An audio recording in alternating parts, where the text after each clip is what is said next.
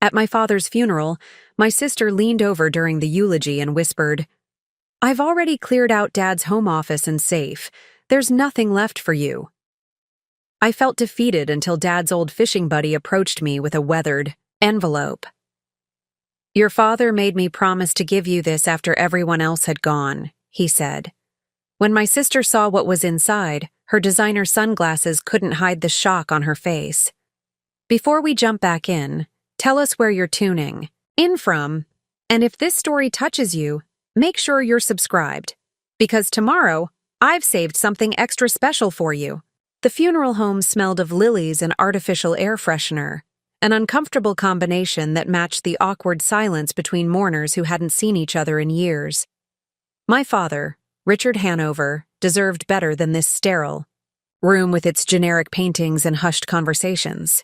He had been larger than life, a self-made businessman who built a commercial construction company from nothing, a man whose laugh could fill a room, whose advice was sought by everyone from local politicians to neighborhood kids. Now he was gone, reduced to ashes in an ornate urn at the front of the room, surrounded by photographs that couldn't possibly capture his essence. I stood near the back, accepting condolences from people whose names I barely remembered. My sister Victoria circulated through the crowd with practiced grace, her designer black dress and perfectly styled hair making my department store outfit feel even more inadequate. She had always been better at appearances. "Thomas, there you are." Victoria's voice carried just enough warmth to seem appropriate for the occasion, but I recognized the coolness underneath. We had never been close, but since Dad's diagnosis, the distance had grown into something more like animosity. "Senator Wilkins was asking about you. You should say hello." "I will," I said, though we both knew I wouldn't. Politics had been Victoria's world, not mine. I had chosen to stay in our hometown, working alongside Dad in the family business while Victoria had moved to the state capital, married well, and built connections with people who could afford to donate to campaigns and sit on charity boards. The service was brief. Dad had been specific about that in his final months. No long eulogies, no dramatic displays of grief, just a simple gathering to mark his passing. Victoria spoke anyway, delivering a polished speech about our father's community contributions and business acumen that somehow managed to reference her own accomplishments and connections throughout. I said nothing publicly. My grief felt too raw, too personal to perform for this audience. After the service, as people began to disperse toward their cars for the short drive to the cemetery, Victoria pulled me aside, her manicured fingers digging slightly into my arm. "We need to discuss the estate," she said, her voice low. "I've already spoken with Harrison." Harrison Fleming had been Dad's attorney for decades. "There's really not much to handle. Dad's health bills took most of what was left." I frowned. "Dad's company is worth millions, Victoria, and the house was remortgaged to pay for his treatments," she finished, adjusting her sunglasses. "As for the company, Dad sold his controlling interest 3 years ago. Didn't he tell you?" The question landed like a slap. Of course Dad hadn't told me. I would have known if he had sold the company where I worked as operations manager. I had been in budget meetings just last month, reviewing expansion plans with Dad's approval. "You're lying," I said, the words escaping before I could soften them. Victoria's smile tightened. "Check the records if you don't believe me. The remaining shares and assets are being distributed according to Dad's wishes." She leaned closer, her perfume momentarily overwhelming the floral scents around us. "I've already cleared out Dad's home office and safe. There's nothing left for you." She walked away, joining a group of Dad's business associates who waited by a black SUV, leaving me stunned and confused. It didn't make sense. Dad and I had spoken about the future of Hanover Construction just weeks ago, discussing plans for me to eventually take over leadership. He had given no indication that he'd sold his stake or changed his long-standing intention to pass the company to me. The graveside service passed in a blur, I stood apart from Victoria and her husband, Charles, watching as they received condolences with practiced poise. Several of Dad's employees nodded respectfully in my direction, their expressions conveying both sympathy and uncertainty. They had questions I couldn't answer. As the crowd thinned, I found myself standing alone by the fresh grave. The cemetery. Workers waited at a discreet distance, ready to complete their work once the family departed. I wasn't ready to leave. "Thought I might find you still here," a gruff voice said behind me. I turned to see Frank Carpenter, my father's oldest friend. They had served in the military together decades ago and had remained close ever since. Frank was the kind of man who seemed perpetually weathered. Tanned skin, calloused hands, eyes that had seen too much but still managed to retain warmth. "Frank," I acknowledged, accepting his firm handshake. "Thank you for coming." "Wouldn't be anywhere else," he said simply. "Your dad was the best man I ever knew." We stood in companionable silence for a moment, both looking down at the urn that contained all that remained physically of Richard Hanover. "Victoria says Dad sold the company," I finally said. "Says there's nothing left." Frank's expression darkened. "Did she now?" "Is it true?" I asked, searching his face for answers. Frank glanced around, ensuring we were truly alone. "Your sister's been saying a lot of things since Rich got sick, showing up at his house with documents, having private meetings with attorneys." He shook his head slightly. "Your dad wasn't happy about it." "What do you mean?" Frank sighed heavily. "Not my place to get between family. But Rich asked me to give you something. Made me promise to wait until after the funeral, after everyone else had gone." He reached into his worn sport coat and pulled out a sealed envelope. It looked ordinary, just a standard business envelope, yellowed slightly with age, with my name written in my father's distinctive handwriting. "What is this?" I asked, taking it carefully. "Don't know exactly," Frank admitted. "He sealed it about 6 months ago, right after his diagnosis got serious. Said if anything happened to him before he could talk to you himself, I was to make sure you got this privately." He squeezed my shoulder. "Whatever's going on with Victoria and the company, your dad thought this would help sort it out." Before I could ask more questions, Victoria's voice called from the parking area. "Thomas, we're heading to the house. Now, people will be expecting us." Her tone made it clear this wasn't a suggestion. Frank nodded toward the envelope. "Read it when you're alone," he advised quietly. Rich was worried about who might be watching.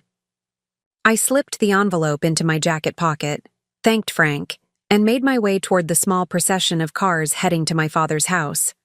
The house I had grown up in. The house Victoria now implied had been mortgaged away without my knowledge. The reception was as uncomfortable as the funeral. Our father's home, once warm and lived in, had already been partially cleared out. Family photographs were missing from the walls, his collection of military memorabilia gone from the shelves in the den. Victoria presided over the gathering like she owned the place, which, according to her, she effectively did. I circulated on autopilot, the envelope in my pocket seeming to grow heavier with each passing minute. Several times I noticed Victoria watching me with barely disguised suspicion. Once her husband Charles cornered me by the food table, making pointed comments about how difficult these transitions could be and how important it was to respect the deceased's wishes without causing family discord. The message was clear. Don't make trouble. By late afternoon, my patience had worn thin. I slipped out to the backyard, seeking a moment of peace in the garden my father had tended so carefully. Even here, signs of neglect were evident. Wilting plants that hadn't been watered, weeds beginning to encroach on the once immaculate beds. Dad had only been gone 3 weeks, but Victoria's disinterest in preserving his personal passions was already apparent. I sat on the stone bench beneath the old oak tree and finally withdrew the envelope from my pocket. My hands trembled slightly as I broke the seal. Inside was a single sheet of paper and a small key with a numbered tag attached. The note was brief, written in my father's increasingly shaky handwriting. Thomas, if you're reading this, then things have happened as I feared they might. Victoria has been pressuring me to sign over assets, claiming it's for estate planning. I've stalled as long as I could. The key opens safe deposit box 247 at First National downtown. Go alone. The contents will explain everything and provide what you need.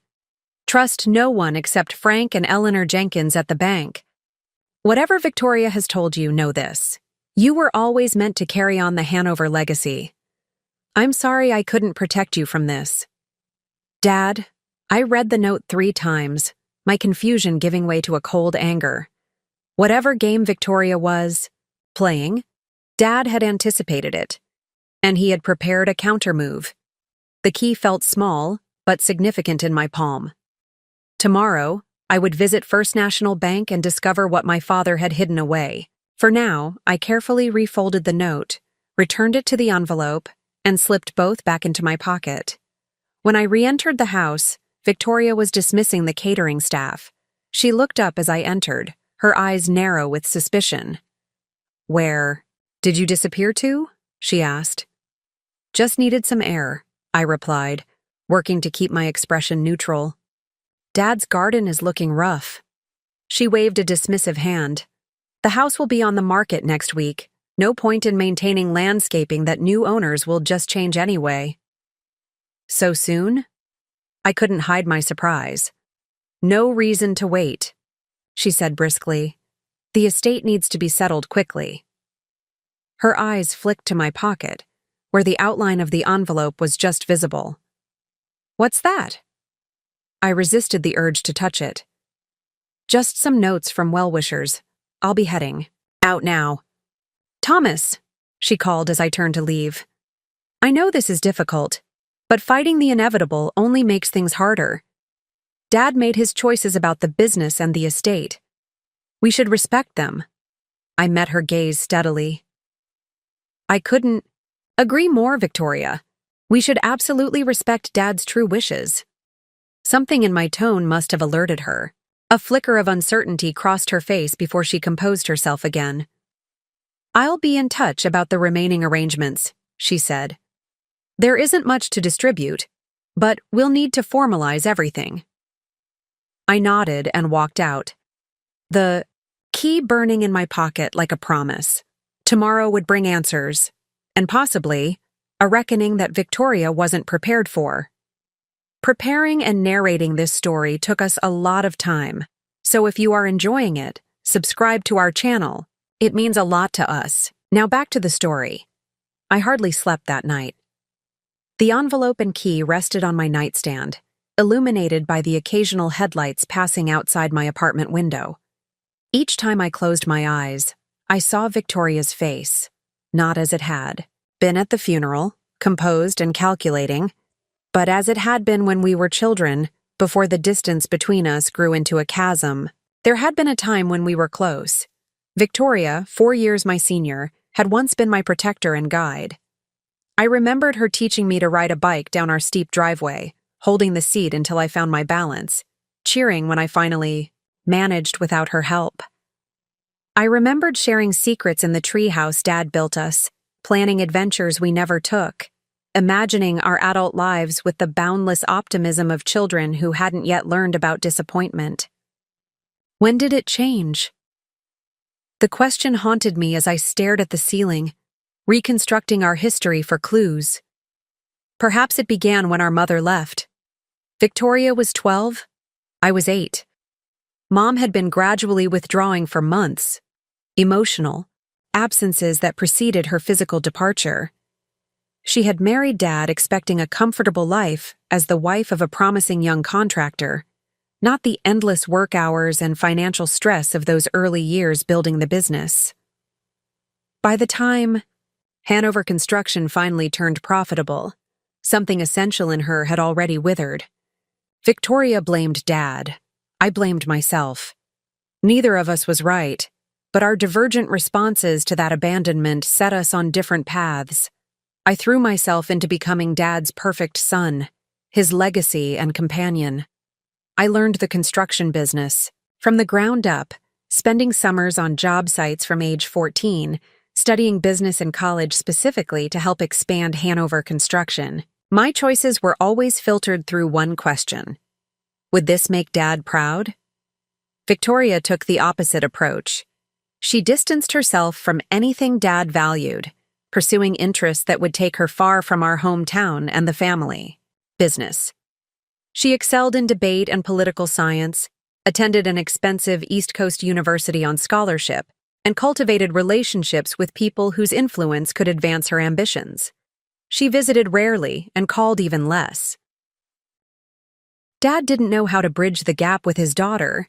He tried clumsy gestures, paying for her wedding to Charles despite his concerns about the man's character, offering to finance her first campaign for city council, sending generous checks on birthdays and Christmas. Victoria accepted these gifts with cool gratitude but never reciprocated with what Dad truly wanted, her time and affection. I became the repository of all Dad's hopes and plans. "Someday this will all be yours," he would say, gesturing around the Hanover construction offices. "You'll build it even bigger, make the name mean even more." I accepted this responsibility willingly, even eagerly. The company was more than a business to me. It was our shared creation, the tangible proof of our bond. The first serious fracture between Victoria and me occurred after Dad's 65th birthday, 5 years ago. He had decided, with my encouragement, not to retire but to begin transitioning leadership to me. The announcement was made at a company celebration with Victoria and Charles in attendance as rare guests. "I've never seen anyone look at a cake with such hatred," Frank had commented afterward, nodding toward Victoria's rigid posture at the corner table. "Like your dad just announced he was giving you her inheritance." "That's ridiculous," I had replied. "Victoria has never wanted anything to do with the company. She's built her own life, her own career." Frank had given me a long look. "There's a difference between not wanting something and not wanting someone else to have it, son." The memory of that conversation took on new significance as I lay in bed, the key to safe deposit box number 247, catching occasional glints of streetlight. Had Victoria spent the last 5 years nurturing resentment, waiting for an opportunity? Dad's illness would have provided the perfect opening. A vulnerable man, worried about his legacy, perhaps easily manipulated by a daughter suddenly showing interest and concern. But Dad had been sharp until the end. His body had failed him, but his mind remained clear and calculating. He had built a company from nothing, navigated countless business challenges, outmaneuvered competitors who underestimated him. If he suspected Victoria was planning something, he would have prepared countermeasures.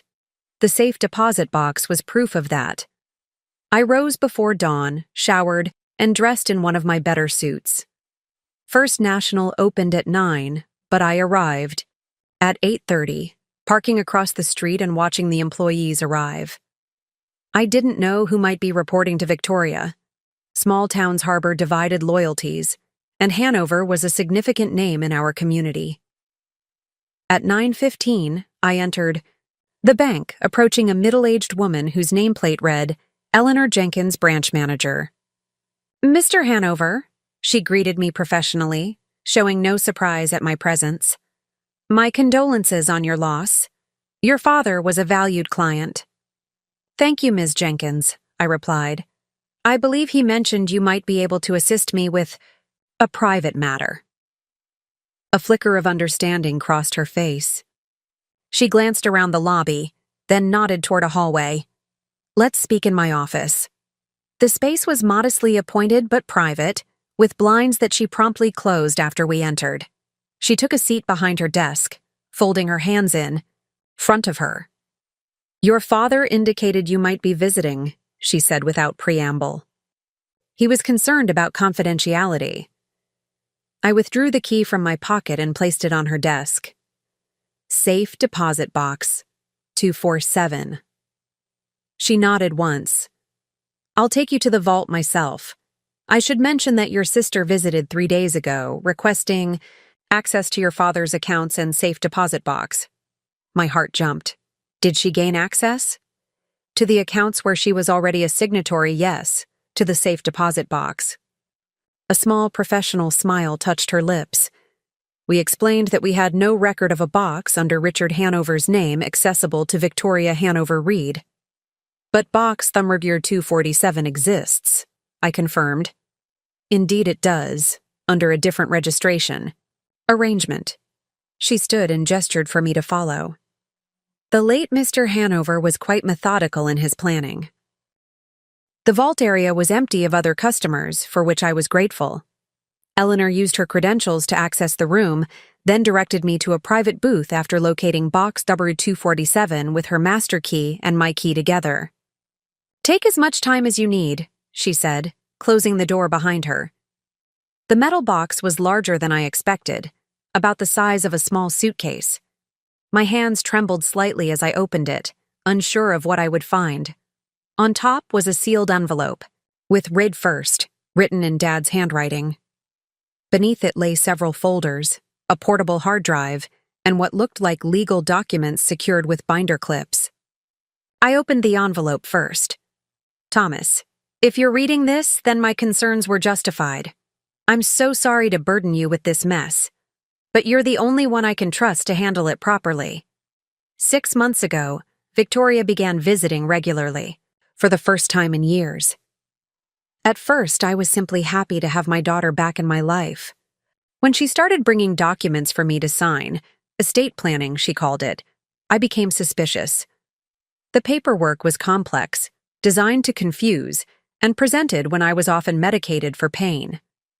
I pretended to comply while having my own attorney secretly review copies. What I discovered was alarming. Victoria and Charles are in serious financial trouble. His investment firm has been mismanaging client funds, and there are whispers of potential criminal charges. They're desperate for liquid assets to cover their losses. The documents I was pressured to sign would have 1. Transferred controlling interest in Hanover Construction to Victoria. 2. Remortgaged my home with me as sole guarantor. 3. Changed my will to leave all remaining assets to Victoria, with you. Receiving only a token inheritance, I signed versions that appeared identical but contained crucial differences. Documents prepared by my own attorney that Victoria was too hurried or careless to properly review. These counterfeits bought me time. In this box, you'll find my actual will and testament, full documentation of my continued ownership of Hanover Construction, records of Victoria's attempts to defraud me, including recorded conversations, legal in our state with one party, consent, a letter to Harrison Fleming instructing him on how to proceed, a private letter to Victoria that I ask you to deliver personally after the legal matters are settled. This will be difficult, son. Family divisions are the most painful kind, but Hanover Construction represents the livelihoods of over 60 employees and their families. It cannot be sacrificed to cover Charles's misdeeds or Victoria's ambitions. I built this company for you because you loved it as I did. Protect it, lead it with integrity, and if possible, find a way to save your sister from herself. With pride and love, Dad. I read the letter twice, a storm of emotions building within me. Relief that Dad had seen through Victoria's scheme, anger at her betrayal, sorrow for how far she had fallen, and anxiety about the confrontation that inevitably lay ahead. The remaining contents of the box confirmed everything.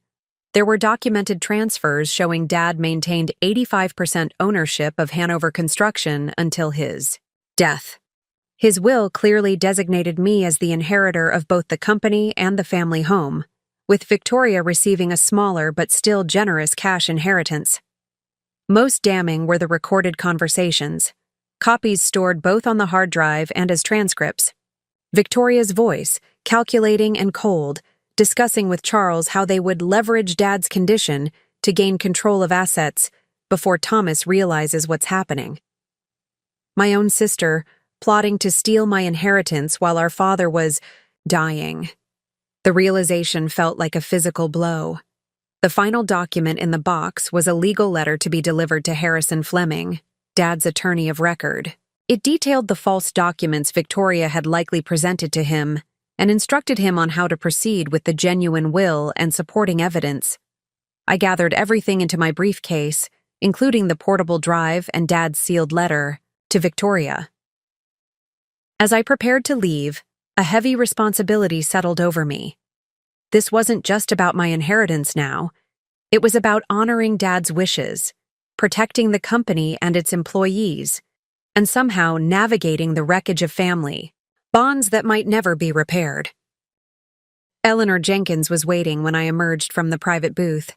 Her expression was professional but compassionate. "Is there anything else I can assist you with, Mr. Hanover?" she asked. "Yes," I decided. "I'd like to speak with your security team about the surveillance footage from my sister's visit 3 days ago, and I'll need certified documentation confirming when this box was registered and who has had access." She nodded. "Of course. Your father was quite clear about the protocols to follow."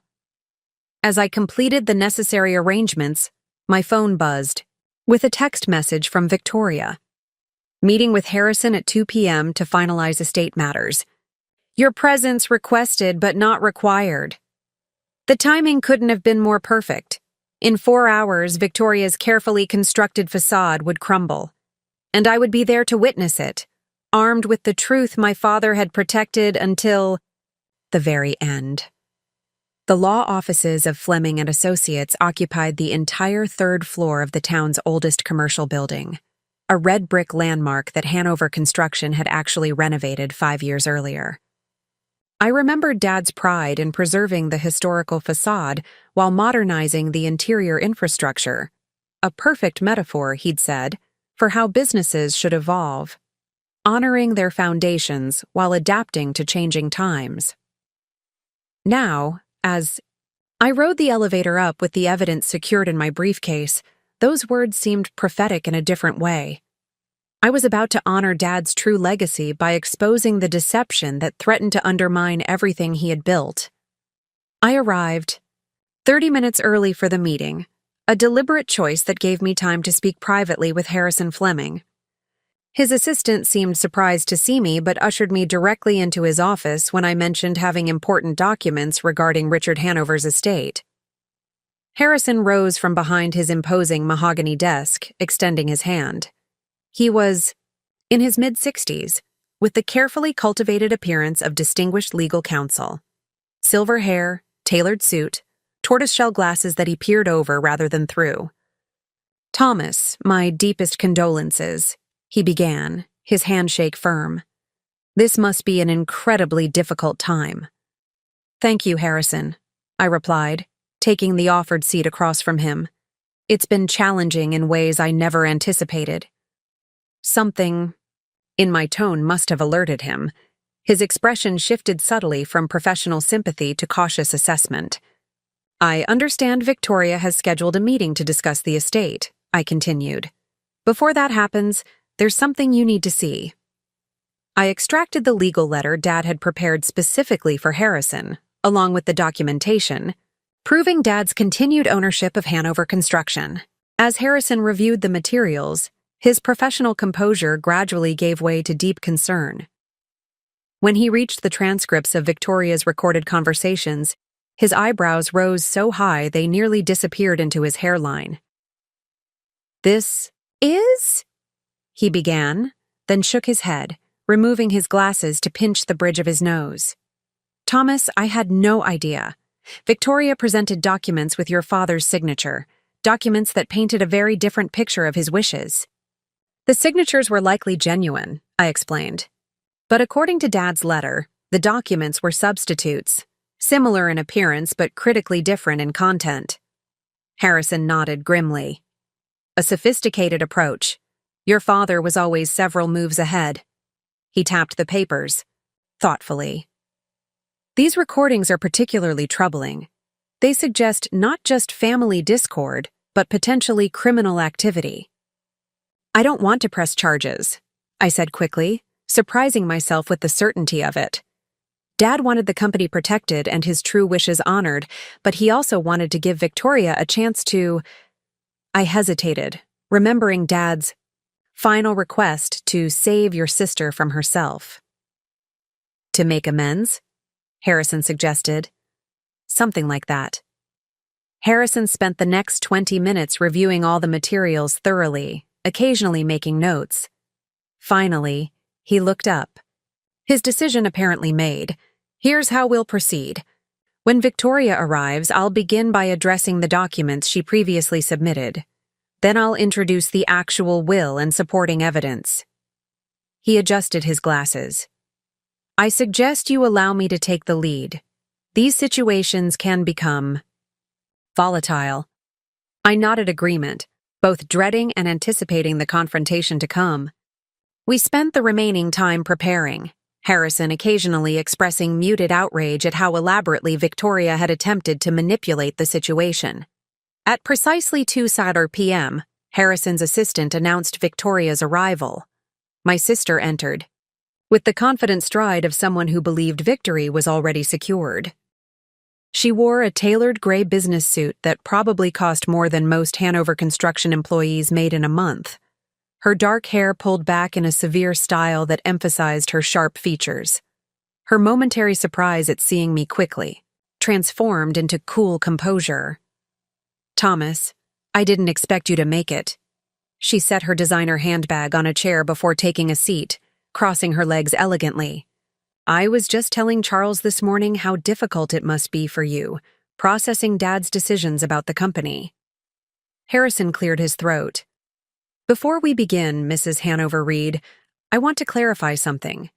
You provided me with several documents regarding your father's estate planning and business arrangements. Is that correct? Victoria nodded, a slight smile playing at her lips. Yes, documents that Dad signed in my presence over the past several months. I have the originals, if you need to review them again. That won't be necessary, Harrison replied, his tone measured. What will be necessary is explaining why these documents conflict with your father's actual will and business holdings, as registered with multiple legal and financial institutions. The confident smile froze on Victoria's face. I'm not sure... What you mean? Harrison opened a folder, extracting the first of many documents that would dismantle her deception. This is your father's actual will, properly witnessed and notarized 6 months ago. It differs significantly from the version you provided. Victoria's eyes darted from the document to me, calculation visible in her expression. There must be some mistake. Dad revised his will during his illness. I was there. No mistake, I said quietly. Dad left evidence, Victoria. All of it. The recordings, the real documents, everything. Her composure cracked just slightly, a tightening around the eyes, a barely perceptible stiffening of her shoulders. Recordings? What recordings? Harrison pressed a button on a small digital recorder on his desk. Victoria's voice filled the room. He's heavily medicated after the treatments, Charles. Tuesday afternoons are best. The nurse leaves at 4, and he's usually disoriented enough to sign without reading closely. Just make sure the documents look similar enough to what he's expecting. Harrison stopped the recording. The silence. That followed heavy with implication. Victoria's face had drained of color, but her recovery was impressively quick. That's taken completely out of context. I was protecting Dad from making impulsive decisions while he was ill, including the decision to retain ownership of his company rather than transferring it to you? I asked, unable to keep the edge from my voice. Or the decision to leave his house unencumbered by debt rather than remortgaged to provide you with immediate cash. Victoria's eyes narrowed. You have no idea of the pressures Dad was under, the concerns he had about the company's future under your management. He confided in me, Thomas. Things he couldn't tell you because he didn't want to hurt your feelings. The manipulation was so transparent it almost made me laugh. Almost. Victoria, Harrison interjected, his tone deliberately calm. "I have documentation of your father's explicit intentions regarding both Hanover Construction and his estate, properly executed and legally binding. I also have evidence suggesting you attempted to circumvent those intentions through potentially fraudulent means." He folded his hands. "How we proceed from here depends largely on how you choose to respond today." Victoria's gaze shifted between us, the calculation behind her eyes almost visible. I could practically see her weighing options, assessing what she could still salvage from the situation. "What exactly are you suggesting, Harrison?" she finally asked, her voice perfectly controlled. "I'm suggesting that you acknowledge your father's actual will and estate plans, withdraw any contradictory documents you've submitted, and participate in an orderly, legal settlement of his affairs." He paused meaningfully. "The alternative would involve unpleasant legal proceedings that would benefit no one." Victoria turned to me, her expression hardening. "So this is your play? Threaten me with legal action unless I quietly accept whatever scraps Dad decided to leave me?"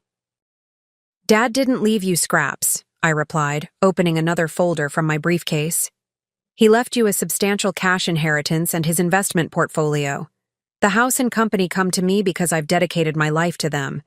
But your inheritance is generous by any standard." I slid the summary across the table. All he wanted was for everything he built to continue, not to be liquidated to solve temporary financial problems. Victoria's eyes widened slightly as she reviewed the figures. Even in his anger and disappointment, Dad had provided for her with characteristic generosity. "And what about Charles's situation?" she asked quietly, the first genuine question she'd posed. "These funds won't cover what he needs." So it was true.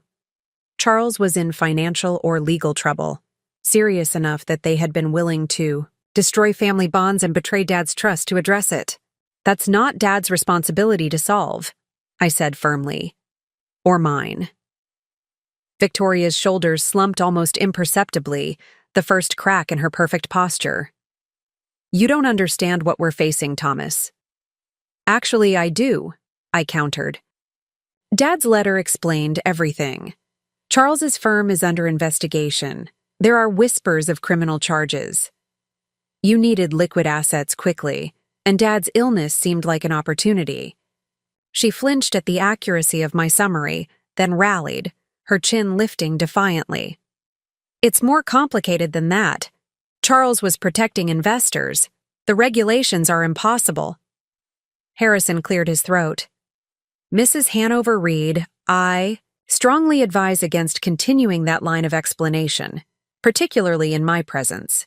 As an officer of the court, there are statements I cannot ethically ignore." Victoria fell silent, the full predicament finally settling over her. The careful plan she had constructed was disintegrating, leaving her with fewer options by the minute. "Here's what's going to happen," I said, surprising myself with my calm authority. "We're going to proceed with Dad's actual will. You'll receive your inheritance as he intended. What you do with it, whether you use it to help Charles or for something entirely different, is your decision. But the company stays intact, the employees keep their jobs, and Dad's home remains as he left it until I decide otherwise." I reached into my briefcase one final time, extracting the sealed letter Dad had left for Victoria. "Dad asked me to give you this after everything was settled. I think now is the right time." Victoria stared at the envelope, her expression unreadable. For a moment, I glimpsed the sister I had once known. Vulnerable, uncertain, human beneath the calculating exterior. She took the letter with uncharacteristic gentleness, slipping it into her bag without opening it. "Is there anything else required of me today?" she asked Harrison, her voice controlled but subdued. "Just your signature acknowledging the authentic will and withdrawing any contrary documents," he replied, sliding the necessary paperwork toward her. Victoria signed without further argument, her usual flourish absent from the signature. As she gathered her things to leave, she paused, not quite meeting my eyes. "He was always going to choose you," she said quietly. "From the beginning, it was always you." Before I could respond, she was gone, the door closing behind her with a soft click that somehow held more finality than any dramatic slam could have. Harrison exhaled slowly. That went better than I anticipated. Did it? I wasn't sure what I had expected. Tears, shouting, threats. But Victoria's quiet resignation felt somehow worse. A confirmation that the gulf between us had grown too wide to bridge. "Much better," Harrison confirmed. "She's realistic. Enough to recognize an unwinnable position." He began organizing the documents, his movements efficient. "The formal proceedings will take time, but with these materials, everything should be straightforward. Hanover Construction remains yours, as your father intended." I nodded, the victory feeling hollow despite its completeness. I had protected Dad's legacy, ensured the company's continuation, and secured my own future, but at the cost of whatever fragile family connection might have remained with Victoria. As I left Harrison's office, the weight of responsibility settled, more firmly on my shoulders. Dad had entrusted me with not just a business, but a purpose, to lead with the same integrity and vision that had built Hanover Construction from nothing. And perhaps, somehow, to eventually find a way to heal the family fracture that had grown so deep. The company was safe. The truth had prevailed. But the hardest part of Dad's legacy, finding a way to save Victoria from herself, remained unfulfilled. That challenge, I suspected, would prove more difficult than running any business. The following morning dawned with clarity I hadn't experienced since before Dad's diagnosis. For the first time in months, I woke without the weight of uncertainty pressing down on me. The company was secure. Dad's true wishes would be honored. The employees who depended on Hanover Construction for their livelihoods could continue without disruption. Yet, as I prepared for my first day back at work since the funeral, I couldn't shake the image of Victoria's face as she left Harrison's office. The defeated posture, the careful composure masking what I now recognized as desperation. What had Dad written in that final letter to her? Would it heal anything, or merely deepen the wounds between us? These questions followed me as I drove to the Hanover Construction headquarters, a modest 2-story building Dad had purchased and renovated 15 years ago when the company outgrew its original location. The familiar sign out front, Hanover Construction, building tomorrow with yesterday's values, brought an unexpected tightness to my throat. Dad had insisted on that tagline, rejecting more modern alternatives from the marketing consultant. "People want to know what you stand for," he'd explained. "Our values are our foundation. Everything else is just decoration." The office fell silent when I walked in, conversations pausing mid-sentence as employees looked up from their desks. Melissa Chen, our office manager for the past decade, approached with a sympathetic smile. "Welcome back, Thomas," she said warmly. "We weren't sure when to expect you." "Thank you, Melissa. It's good to be back." I glanced around at the watching faces, some curious, others concerned.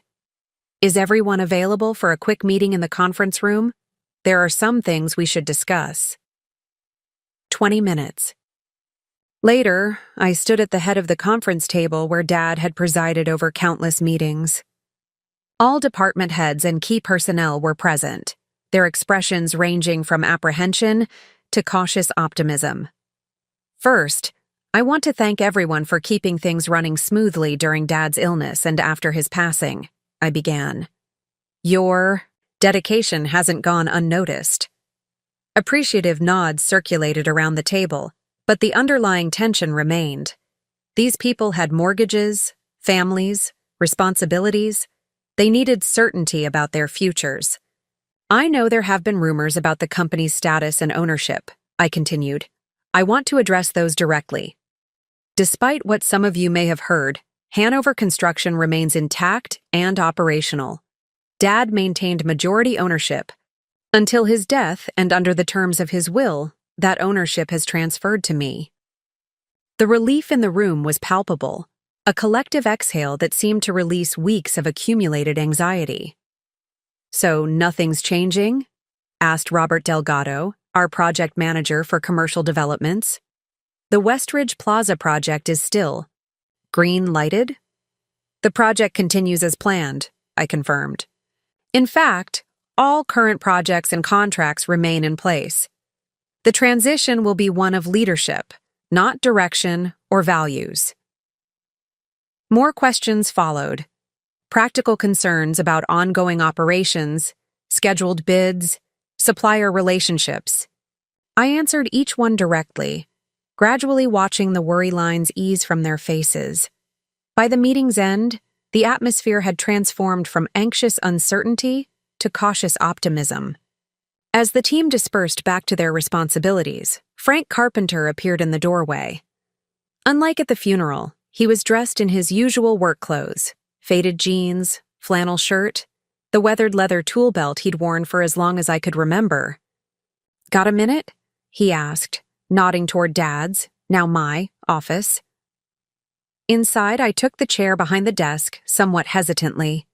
It still felt like Dad's space, from the vintage construction blueprints framed on the walls to the collection of project photos documenting Hanover's growth over 3 decades. Frank settled into the visitor's chair, studying me with the same direct gaze that had always made me feel transparent. "So you found what Rich left for you," he said. It wasn't a question. I did. "How much did you know?" Frank shifted slightly. "Enough to deliver the message, not enough to interfere." He gestured around the office. "Looks like things are settling back where they belong." "Professionally, yes," I acknowledged. "The company's secure. But Victoria?" I trailed off, uncertain how to articulate the complicated mess of emotions surrounding my sister. "Complicated situation," Frank observed. "Your dad worried about her for years. You know, said she had so much of him in her, the drive, the ambition, but without the counterbalance." "Counterbalance?" "Your grandfather," Frank explained. "Rich's dad was a principled man, hard worker who believed success meant nothing if you compromised your integrity to get it. He died before you were born, but his influence on your father was profound."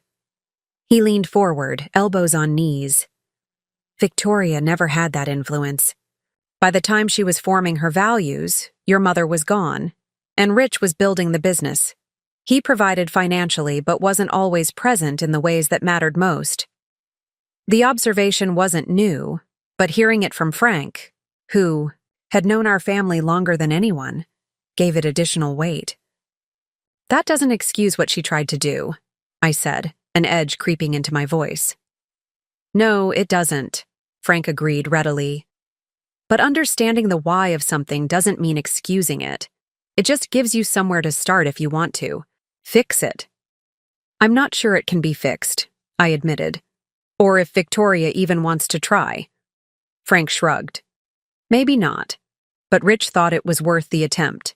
That's why he left her that letter." "You know what it says?" I asked, surprised. "Not specifically, but I know your dad. He wouldn't have left things unsaid or unresolved if he could help it." Frank stood, adjusting his tool belt.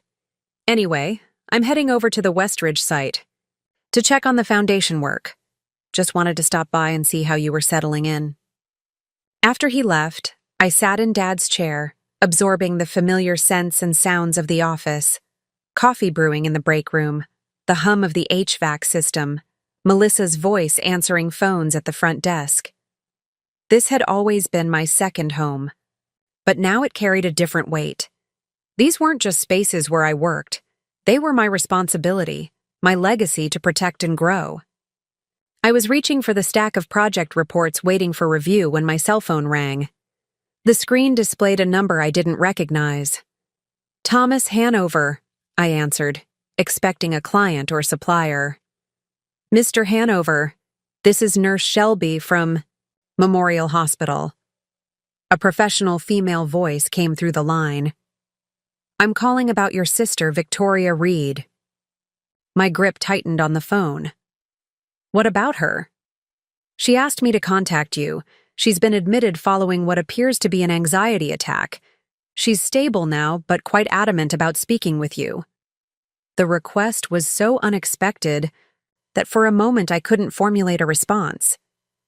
Victoria, who had always handled every crisis with cool detachment, having an anxiety attack severe enough for hospitalization. And asking for me, of all people. "Mr. Hanover, are you there?" "Yes. Sorry," I replied quickly. "Which floor is she on? I'll come right away." 20 minutes later, I stood outside room 412 of Memorial Hospital's West Wing, gathering my composure. Before entering.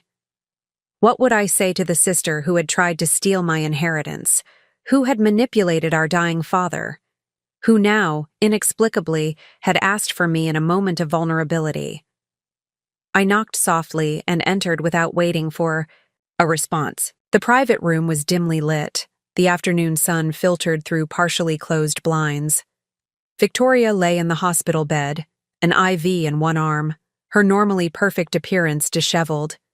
She looked smaller somehow, diminished by the institutional setting and the absence of her usual armor of designer clothes and impeccable grooming. She turned toward me, and I was struck by how much she suddenly resembled Dad. The same determined set of the jaw, the same direct gaze. "You came," she said, her voice rougher than usual. "Of course I came." I moved to the visitor's chair beside her bed. "What happened?" Victoria attempted a dismissive gesture that the IV tube constrained. "Panic attack, apparently. Started at home after I—" She paused, then continued more deliberately. "After I read Dad's letter. Couldn't catch my breath. Charles called. An ambulance." The letter, of course. "Where is Charles now?" I asked, noticing his absence. "I sent him home. Told him I needed space." She adjusted her position, wincing slightly. "They gave me something for anxiety. Makes everything a bit fuzzy." An awkward silence stretched between us, filled with unspoken accusations and explanations, questions neither of us seemed ready to ask directly. Finally, Victoria spoke, her gaze fixed on the window rather than me. "Did you read it? Dad's letter to me?" "No," I assured her. "It was sealed. Private." She nodded, then reached for the small drawer in the bedside table, extracting the envelope I'd given her yesterday. The seal was broken. The paper crumpled slightly, as if it had been read multiple times, or perhaps crushed in a moment of emotion. "I think you should read it," she said quietly, holding it out. "Maybe then you'll understand." I hesitated, uncertain, about crossing this boundary. "Victoria, that's between you and Dad." "Please," she insisted, with none of her usual commanding tone. "I need you to know what he said." I accepted the envelope, carefully withdrawing the single sheet of paper covered in Dad's handwriting, steadier than in his final months, suggesting he'd written this earlier in his illness. "Victoria, if you're reading this, then two things have happened. I'm gone, and your attempts to circumvent my wishes have failed. I'm not writing to condemn you, though I won't pretend I wasn't deeply hurt by your actions. Instead, I want to tell you something I should have said years ago. Failed you as a father, not financially. I always provided for your material needs, but emotionally, in the ways that truly matter. After your mother left, I threw myself into the business, using work to escape my grief. Thomas was easier. He wanted to be where I was, doing what I was doing. You needed something different, something I didn't know how to give. Your intelligence, your ambition, your determination. These qualities mirror my own. But without proper guidance, strengths can become liabilities. I watched you build walls instead of bridges, pursue power instead of purpose, chase status instead of significance. I recognized the pattern because I'd nearly fallen into it myself. Before your grandfather set me straight. He taught me that a life measured only by accumulation of wealth, influence, or accomplishments is ultimately hollow. True wealth comes from what you build that serves others, from the positive impact you leave on lives around you. I tried to build Hanover Construction on that principle. I don't know what desperate circumstances drove you to the actions you took these past months. I suspect Charles is involved, and that the situation is serious. Whatever it is, betraying family and manipulating a dying man are not solutions that will bring you peace or resolution. The inheritance I've left you is substantial, though perhaps not what you hoped for. Use it wisely. More importantly, consider what legacy you want to leave beyond material possessions. It's not too late to redirect your considerable talents toward something meaningful. Thomas will protect and grow what I've built because he shares my vision for it. He has always understood that Hanover Construction isn't just about buildings. It's about creating structures that serve communities, providing stable employment, and practicing business with integrity. My deepest regret is that I couldn't. Find a way to bridge the distance between us before the end. Know that despite your recent actions, despite our differences, you have always been loved, not for your achievements or status, but simply because you are my daughter. Perhaps someday you'll understand that this letter, and my arrangements for the estate, weren't about depriving you, but about trying, one last time, to give you something of greater value than what you were attempting to take, with enduring love and hope for your future, Dad. I read the letter twice, emotions shifting with each passage. Anger at the confirmation of Victoria's deliberate deception, sorrow at Dad's acknowledgement of his parental shortcomings, hope in his continuing belief in Victoria's potential for redemption. When I finally looked up, Victoria was watching me intently, her expression more vulnerable than I had seen since we were children. "He knew," she said softly. "All along he knew what I was doing, and he still—" Her voice caught. "Still loved you," I finished. "Still believed you could be better than your worst decisions."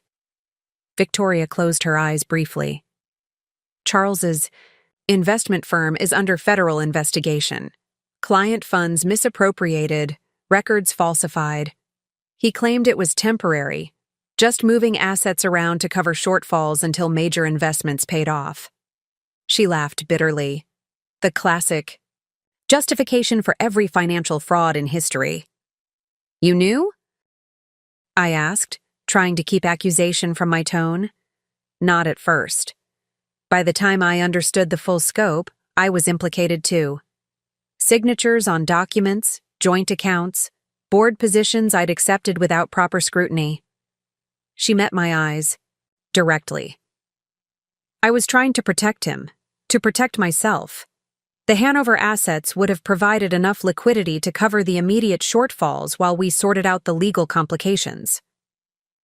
At the expense of Dad's legacy, and my future," I pointed out, unable to keep the edge from my voice. Victoria didn't flinch from the accusation. "Yes, I justified it 1,000 ways. That you hadn't earned your position, that you were just Dad's favorite, that I deserved compensation for years of emotional distance." She shook her head slightly. "But ultimately, I was willing to sacrifice both of you to save myself. That's the truth Dad saw, even from his deathbed." Her frank admission was disarming. I had expected continued manipulation, not this raw honesty. "What happens now?" I asked. "With Charles? With the investigation?" "Charles doesn't know yet that I've been honest with you. He still thinks we can find a way out." She straightened, slightly in the bed, a glimmer of her usual determination returning. "But I've made my decision. Tomorrow I'm contacting the prosecutor handling the case. I'm going to negotiate whatever cooperation agreement I can." "That could mean serious consequences," I said carefully, "for both of you." "Yes," she acknowledged. "But Dad was right. Some paths lead nowhere worth going, no matter how desperate the circumstances." She gestured toward the letter I still held. I spent my life believing Dad favored you because you were easier to love. Now I understand he was trying to protect me from myself, even at the end. The admission hung between us, creating an opening where there had only been walls before.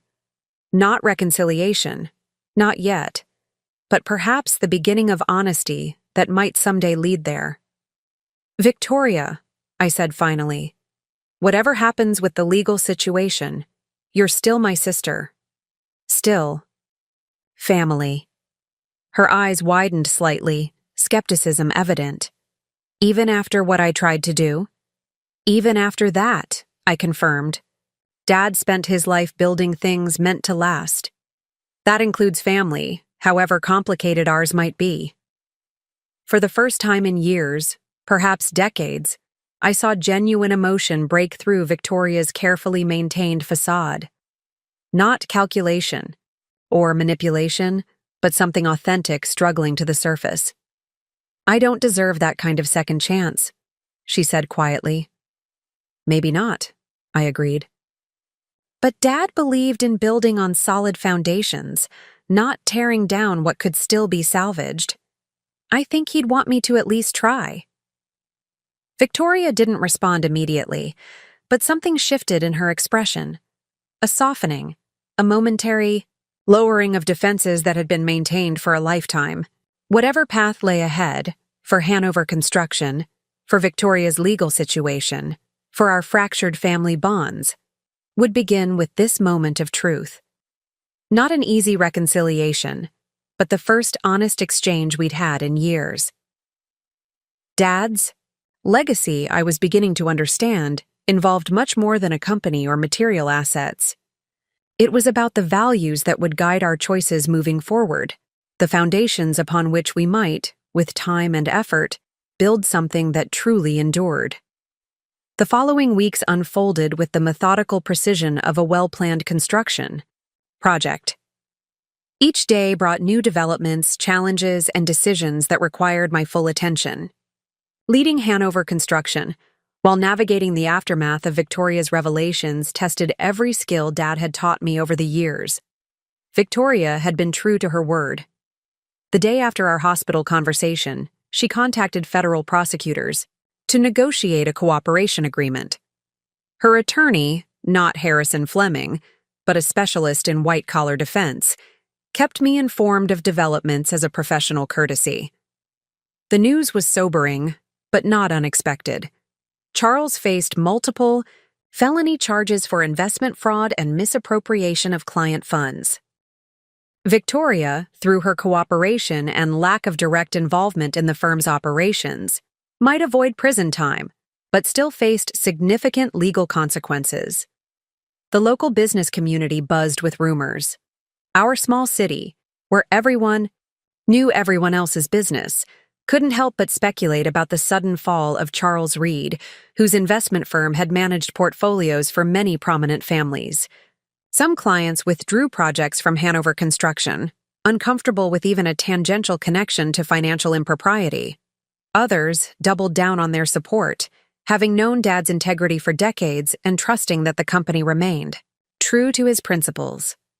Through it all, I maintained a steady course, focusing on what Dad had always emphasized: quality work, ethical business practices, and taking care of our employees. Each morning before dawn, I reviewed project status, reports. Each evening after the office emptied, I studied financial statements and growth projections. The responsibility was enormous, but so was my determination to prove worthy of Dad's faith in me. 3 weeks after Victoria's hospitalization, I received an unexpected visitor at the office. The day had been particularly challenging. A key supplier had backed out of a major project, citing concerns about company stability, and I'd spent hours securing an alternative source for specialized materials. It was nearly 7 in the evening when Melissa buzzed my office. "Thomas, there's someone here to see you. No appointment." I suppressed a sigh of frustration. "Who is it?" "Eleanor Adams. Says she was a friend of your father's." The name was vaguely familiar, but I couldn't immediately place it. "Send her in, please." The woman who entered was in her early 60s, with silver-streaked dark hair and the confident bearing of someone comfortable in her own skin. She wore simple but elegant business attire and carried a leather portfolio that had seen considerable. Ausdaught, Mr. Hanover. She greeted me with a firm handshake. Thank you for seeing me without an appointment. I know you must be extraordinarily busy. Please call me Thomas, I replied, gesturing toward the visitor's chair. You knew my father? She smiled, settling into the seat. Richard and I worked together for many years. I was the lead architect on some of Hanover Construction's most significant projects before I started my own firm in Portland about 12 years ago. The connection clicked into place. The Adams Group. Of course. Dad always spoke highly of your innovative designs. And I always appreciated his commitment to executing those designs without cutting corners, she replied. She placed her portfolio on the desk, but didn't immediately open it. I've been following the situation with your family business, the rumors, the challenges. I stiffened slightly. If you're concerned about Hanover Construction's stability, she waved off my concern. Not at all. I know Richard built this company on a foundation stronger than temporary difficulties. I'm here because of a conversation we had about 6 months ago, when his illness took a turn for the worse. This was unexpected. You spoke with Dad during his illness? Eleanor nodded. We kept in touch over the years, consulting occasionally on special projects. When he received his prognosis, he called me with a specific request. She finally opened her portfolio, extracting a set of architectural renderings. He commissioned these designs, but asked me to hold them until after his passing, until things had settled. She spread the renderings across my desk. They showed a striking modern building complex, 3 interconnected structures surrounding a central courtyard, with extensive green spaces and sustainable design elements. What is this? I asked, studying the detailed plans. The Richard Hanover Center for Construction Trades, Eleanor explained. A training facility to provide education in all aspects of the building trades, from traditional craftsmanship to cutting-edge sustainable construction methods. Designed to serve both young people entering the field and older workers transitioning from declining industries. I looked up from the renderings, momentarily speechless. Dad had never mentioned such a project. Eleanor continued. Richard was concerned about the future of skilled trades in our region. He saw fewer young people entering construction, more experienced craftspeople retiring, and a growing skills gap that threatened the quality and safety of the built environment. She tapped one of the drawings. This center would address that gap, creating pathways to stable, well-paying careers while upholding the standards of excellence he valued. This would be significant, I managed, taking in the scope of the project. The investment required is substantial, Eleanor acknowledged. Richard had a specific funding mechanism in mind. She extracted another document from her portfolio, a financial analysis prepared by a respected local accounting firm. He had been quietly setting aside funds in a separate foundation for years, specifically earmarked for this purpose. The foundation now holds approximately 60% of the required capital. The rest would need to come from community partners, industry supporters, and possibly a matching contribution from Hanover Construction over time. My mind raced, simultaneously processing the practical implications and the emotional weight of this discovery. Even as his health failed, Dad had been planning for the future, not just of our company, but of the entire field he had dedicated his life to. Why didn't he tell me about this? I asked, the question directed as much to myself as to Eleanor. Her expression softened with understanding. He wanted to, many times. But as his condition worsened, family complications took precedence. She didn't need to mention Victoria explicitly. We both understood the reference. He asked me to wait until you had fully assumed leadership and navigated the immediate transition. He didn't want to burden you with another major decision during an already difficult time.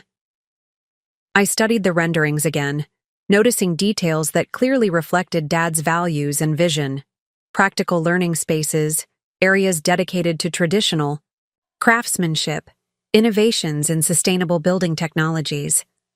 The project wasn't just about construction skills. It was about perpetuating an approach to building that prioritized quality, integrity, and community impact. This would be his legacy, I said softly, beyond the company itself. Eleanor nodded. That's exactly how he described it. A way to pass on not just technical skills, but the philosophy that guided his work. That good construction improves lives, creates community, and should stand the test of time in both structural integrity and purpose. The timing of this revelation felt significant. Just as I was finding my footing at Hanover Construction's helm, just as the immediate crisis with Victoria was being addressed, this new possibility emerged: an opportunity to extend Dad's vision in ways I hadn't anticipated. I'll need time to review everything in detail, I said, gathering the documents carefully, to understand the full scope and implications before making any decisions. Of course, Eleanor agreed, standing to leave. Richard expected nothing less. He always said you had not just his determination, but his thoroughness. The perfect combination for someone entrusted with building something meant to last. After she departed, I remained at my desk long into the evening, reviewing every aspect of the proposed center. The financial analysis was sound, the architectural concept both practical and inspiring. Dad had thought through the details with characteristic care, creating a framework that could be implemented without compromising Hanover Construction's ongoing operations. As midnight approached, I found myself drawn to the personal letter Eleanor had included with the formal documents, Dad's explanation of his vision for the center, written in his own hand during his final months. Thomas, by now you've seen the plans for the Center for Construction Trades. This project represents my attempt to address a challenge I've watched grow throughout my career: the diminishing pool of skilled craftspeople who understand that construction is both a science and an art, requiring not just technical knowledge, but dedication to excellence. I started Hanover Construction with a simple belief that how we build matters as much as what we build, that cutting corners may save money today but costs more tomorrow, that true craftsmanship creates value that appreciates rather than depreciates over time. These principles are increasingly rare in an industry driven by speed and profit margins. Each year, I've found it harder to find workers who understand the difference between doing a job and doing it right. Not because people don't want to learn, but because fewer have the opportunity to master these skills under proper guidance.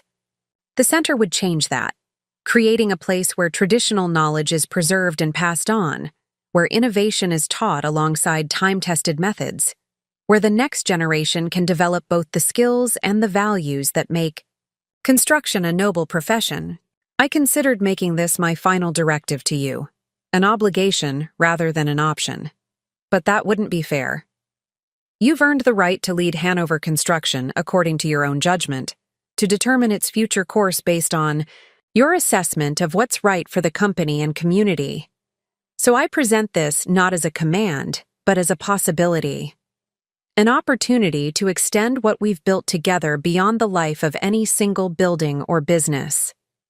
A chance to create something that will continue educating and inspiring long after both of us are gone. Whatever you decide, know that my confidence in you has never wavered.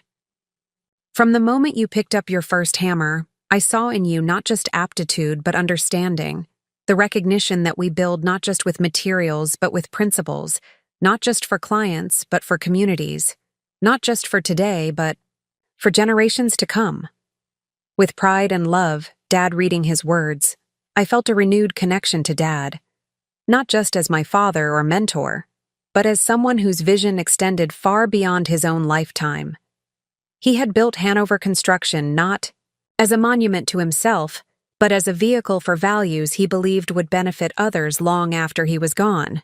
The revelation changed something fundamental in my understanding of leadership. I had been focused on preserving what Dad had created, maintaining the status quo he had established. But his true legacy wasn't static. It was dynamic. Not just a business to be protected, but a vision to be expanded. The Richard Hanover Center represented something larger than either of us. A commitment to excellence that wouldn't end with a single company or career, but could continue influencing how homes, offices, schools, and communities were built for decades to come. As I finally left the office in the early hours of the morning, the weight of responsibility I'd been carrying felt different. No lighter, perhaps, but more purposeful. I wasn't just the caretaker of Dad's company, I was the steward of his vision, tasked not only with preserving what he had built, but with extending it in ways that would multiply its impact. The challenge was daunting, but clarifying. For the first time since Dad's passing, I felt not just obligation, but inspiration, a sense of purpose that transcended the day-to-day operations of running a construction company. Dad's hidden will had secured my legal right to lead Hanover Construction. But his hidden vision, this center that would embody and perpetuate his values, had given me something even more valuable, a clear direction forward that honored the past while building toward the future. This was the true inheritance, not just assets to manage but a vision to fulfill, not just a company to run but a legacy to extend, not just a business to maintain but a purpose to pursue. For the first time since becoming Hanover Construction's leader, I felt fully equal to the role. Not because I had all the answers, but because I now understood the deeper question that would guide every decision. How could we build not just structures, but a better future? The Richard Hanover Center for Construction Trades couldn't have come at a more pivotal time for our community. 3 major manufacturing plants had announced closures in the past year, leaving hundreds of skilled workers unemployed. The regional economy, long dependent on these industries, faced an uncertain future. Meanwhile, the construction sector struggled with an aging workforce and insufficient new talent entering the field. I spent the next 2 weeks developing a comprehensive implementation plan for the center.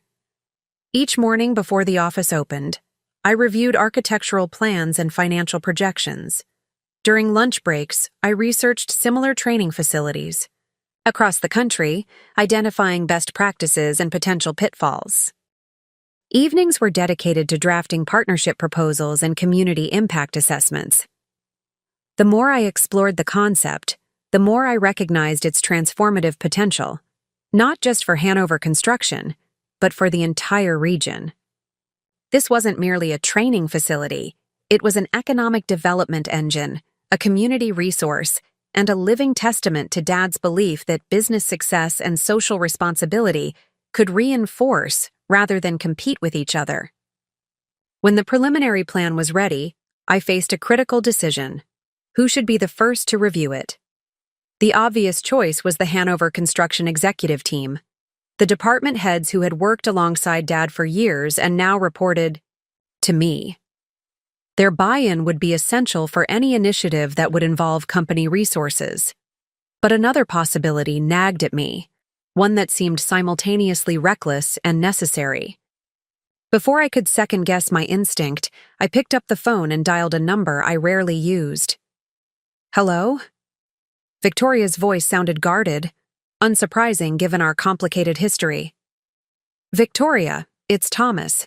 I was hoping we could meet. There's something important I'd like to discuss with you." A pause then. "Is this about the legal proceedings?" "No, nothing like that. It's about something Dad was planning before he died. Something significant." Another pause, longer this time. "When and where?" We arranged to meet the following afternoon at a small cafe on the outskirts of town, neutral territory, away from prying eyes and the gossip network that had been closely monitoring the Hanover family drama. I arrived early, securing a quiet corner table and arranging the key documents I wanted to share. Victoria entered precisely on time, her appearance a study in dignified caution. Gone were the designer labels and status symbols that had once been her uniform. Instead, She wore a simple blazer over jeans, her hair pulled back in a practical ponytail. The change wasn't just cosmetic. Her entire demeanor seemed different, less calculated, more authentic. "Thank you for coming," I said as she took the seat across from me. "I was curious," she admitted. "And to be honest, I don't have many appointments these days." The subtle reference to her changed circumstances hung between us. Since the news about Charles's firm had broken, Victoria had resigned from her position on the City Arts Commission and stepped back from the social circles she had once dominated. Charles himself was now awaiting trial, released on bail but effectively under house arrest with electronic monitoring. "How are you holding up?" I asked, genuine concern overriding the lingering tension between us. Victoria considered the question with unexpected candor. "Some days are harder than others. The legal bills are astronomical. Most of our so-called friends have disappeared. The prosecutor's office is demanding more documentation than I knew existed." She shrugged slightly. "But there's a strange kind of relief in having everything exposed. No more secrets, no more pretending." "And Charles?" Her expression tightened. "Angry, betrayed. Blames me for cooperating with the investigation instead of fighting alongside him. And we're living in the same house but barely speaking." She glanced at the folder in front of me. "But I assume you didn't invite me here to discuss my crumbling marriage." "No," I agreed, opening the folder to reveal Eleanor Adams's architectural renderings. "I wanted to show you this." Victoria leaned forward, studying the drawings with the sharp, analytical mind that had always been one of her greatest strengths. Her expression shifted from polite interest to genuine curiosity as she examined each page. "The Richard Hanover Center for Construction Trades," she read from the cover sheet. "When did Dad commission this?" "About 6 months ago, after his diagnosis. He kept it confidential. I only learned about it last week when his architect approached me." I explained the concept in detail: the educational programs, the community partnerships, the funding structure Dad had established.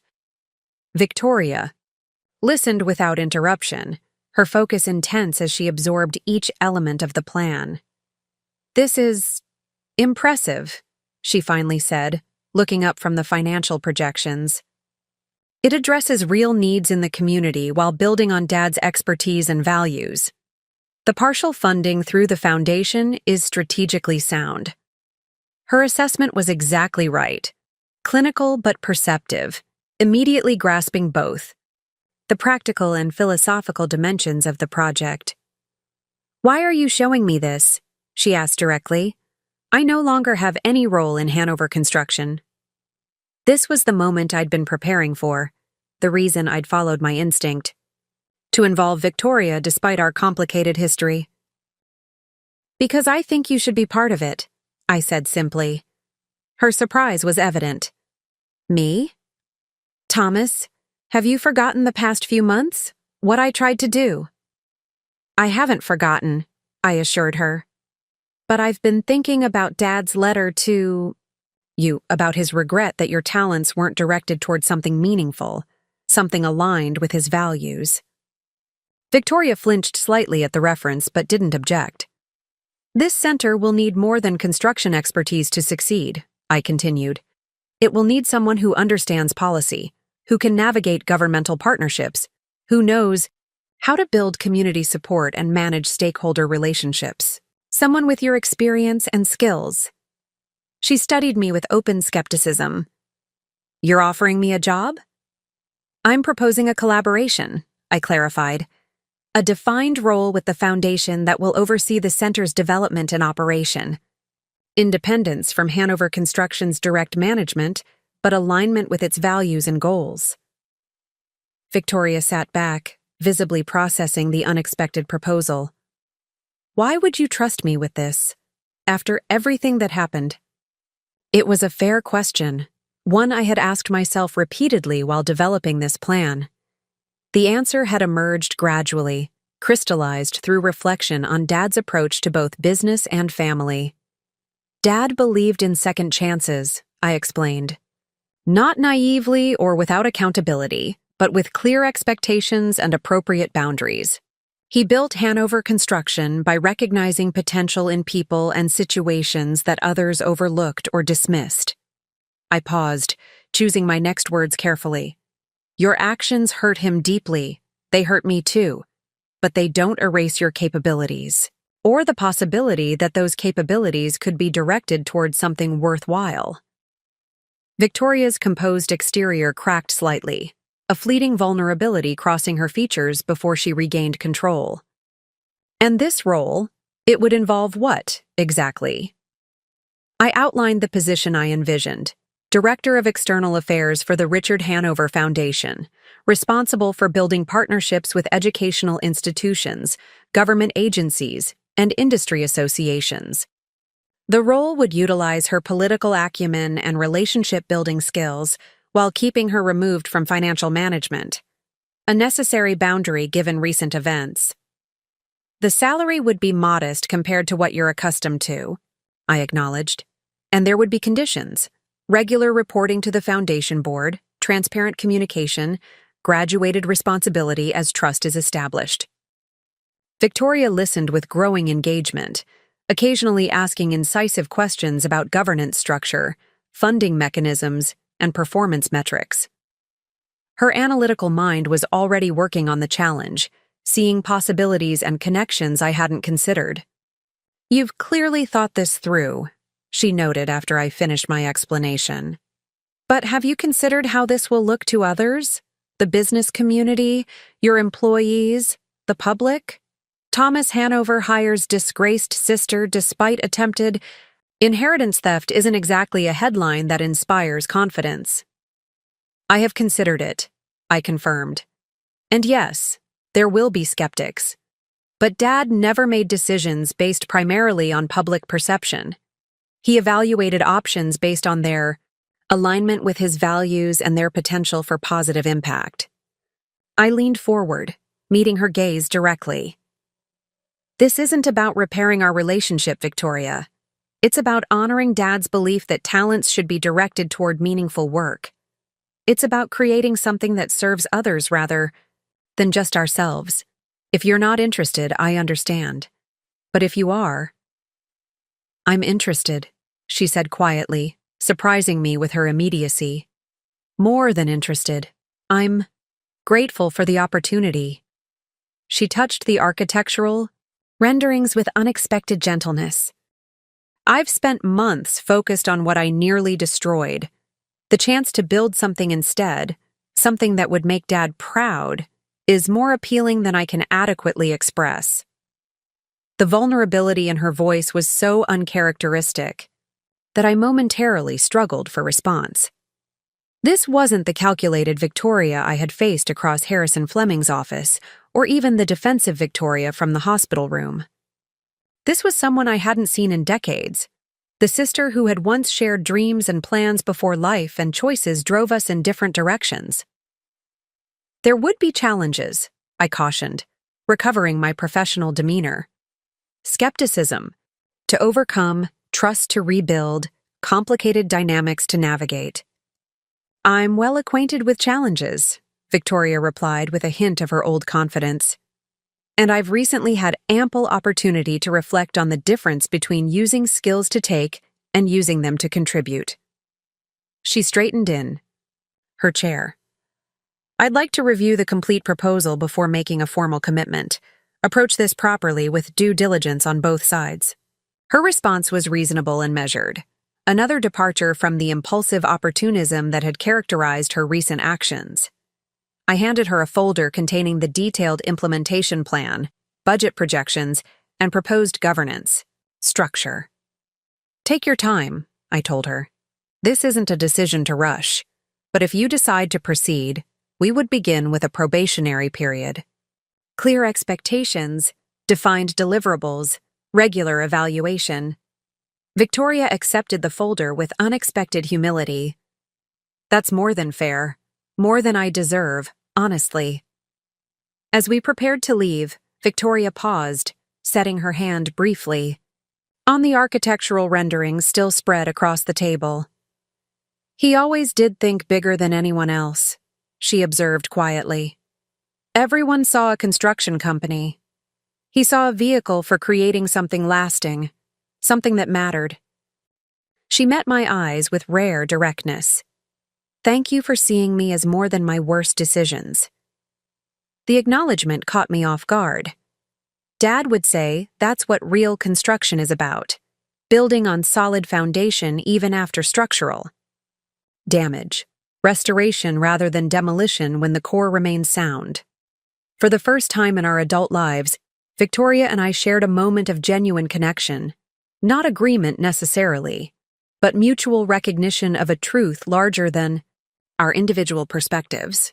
Dad's approach to both buildings and people had always prioritized potential over problems, strength over damage, future function over past failure. As we parted ways outside the cafe, I realized this proposal represented more than a strategic business decision. It was an application of Dad's philosophy, his belief that with proper design, appropriate materials, and skilled execution, most damaged structures could be not just repaired, but strengthened. The Richard Hanover Center for Construction Trades would teach technical skills to future builders, but its development might also demonstrate something equally valuable: that broken relationships, like compromised buildings, could sometimes be reconstructed with sufficient vision, appropriate boundaries, and careful, intentional work. Whether Victoria would ultimately prove worthy of this second chance remained to be seen, but offering the opportunity aligned with Dad's deepest values.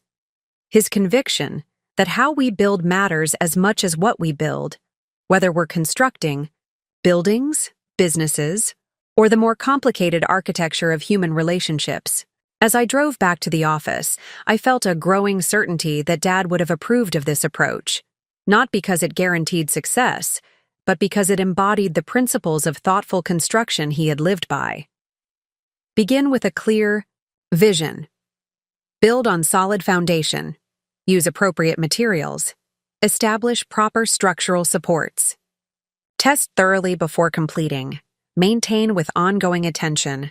The center would be his namesake, but its development might become his most meaningful legacy, a living demonstration that with the right blueprint, even the most damaged structures could be transformed into something strong, functional, and built to last. News travels quickly in small communities, and our town was no exception. Within days of my meeting with Victoria, whispers about the proposed collaboration reached the executive team at Hanover Construction. By the following Monday morning, the tension in the office was palpable. Sideways glances during conversations, hushed discussions that stopped when I approached, an undercurrent of concern that threatened the stability I'd worked so hard to maintain. I'd anticipated some resistance but underestimated its intensity.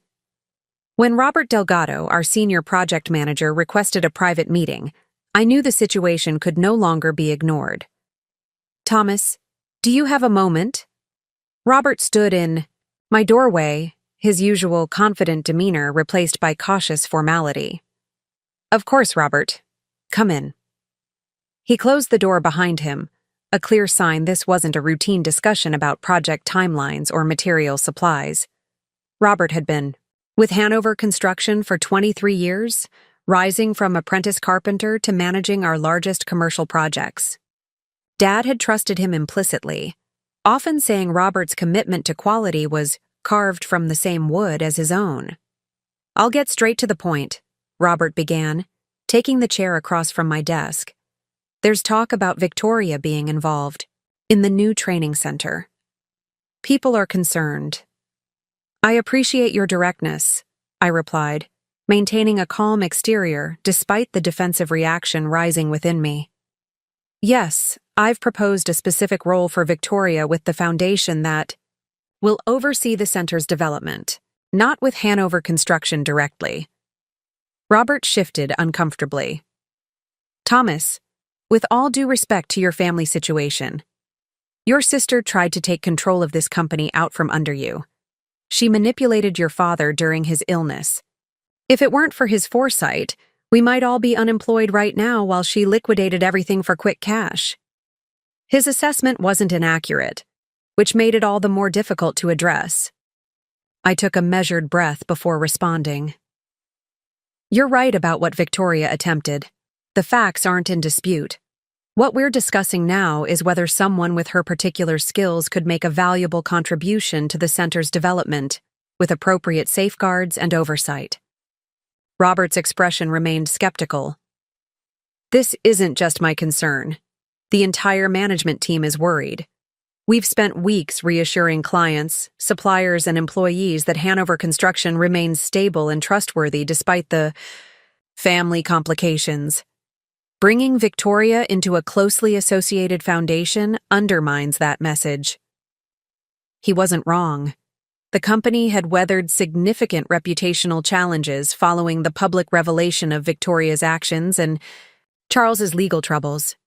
We'd worked diligently to distance Hanover Construction from the scandal, emphasizing continuity and stability under my leadership.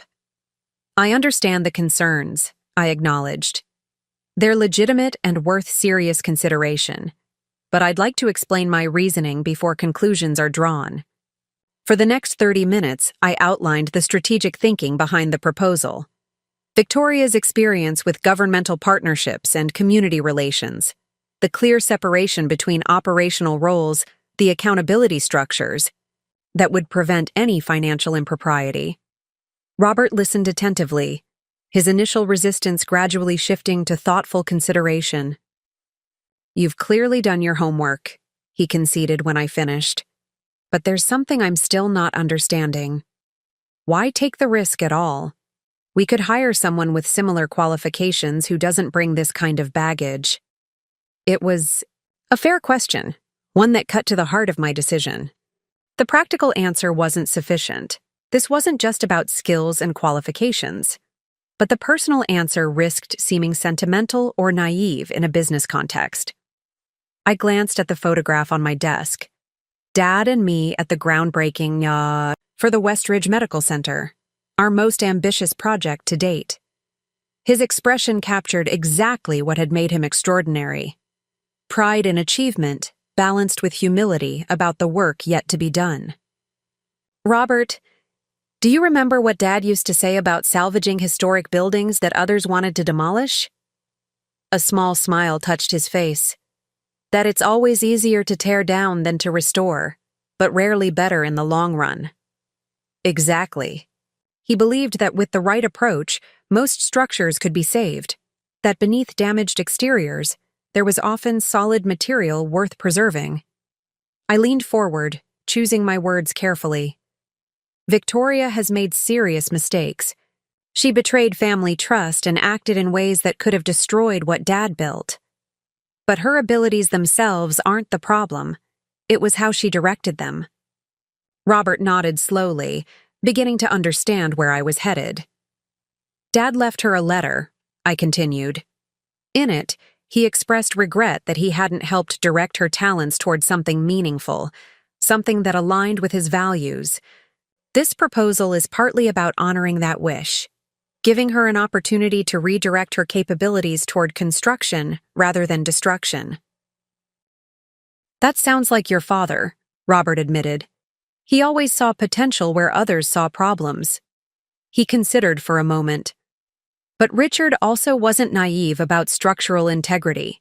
He wouldn't preserve a building that couldn't be safely restored, regardless of its historical value. You're absolutely right, I agreed. And this isn't about blind trust or family sentiment. It's about calculated risk with appropriate safeguards. Victoria would have no access to Hanover Construction finances, no authority over company decisions, and a clearly defined role within a foundation governed by an independent board. Robert didn't immediately respond, weighing my explanation against his understandable concerns. Finally, he sighed. I can't say I'm completely convinced, but I respect that you've thought this through from multiple angles. He stood, signaling the conversation was concluding. The team would appreciate hearing directly from you about this. Transparency would go a long way toward addressing concerns. I'll call a management meeting for tomorrow morning, I promised.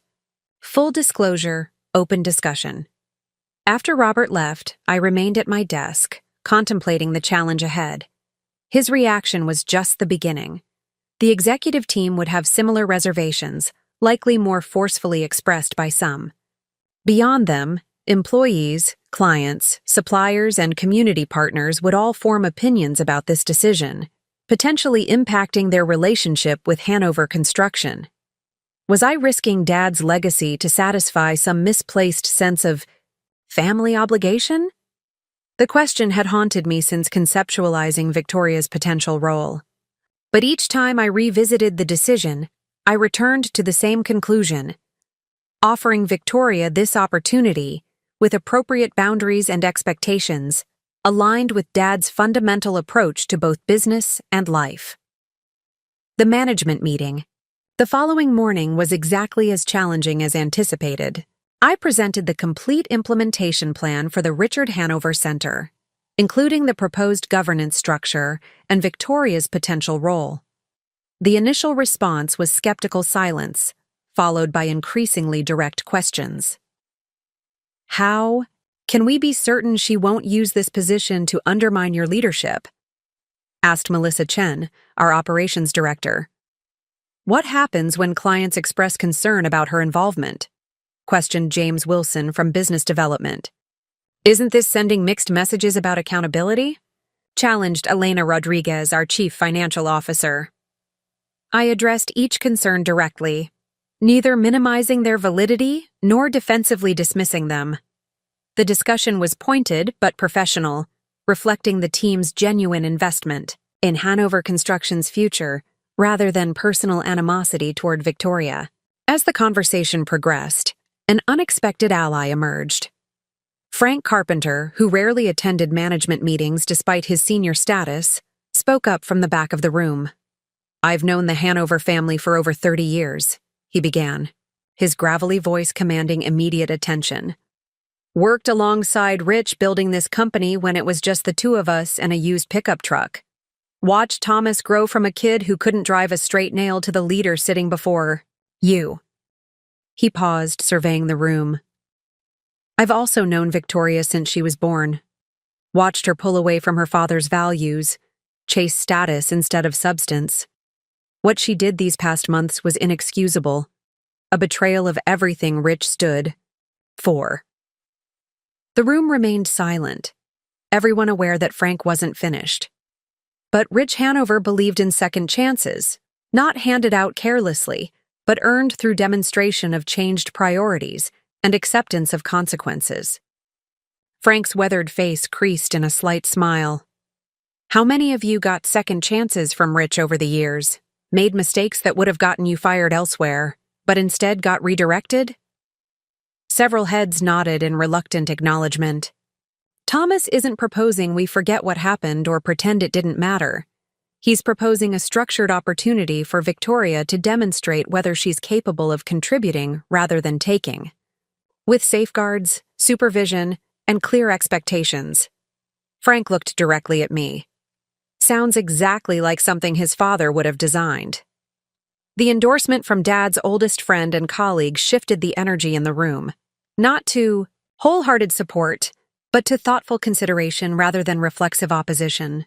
The discussion that followed focused more on implementation details than on wholesale rejection of the concept.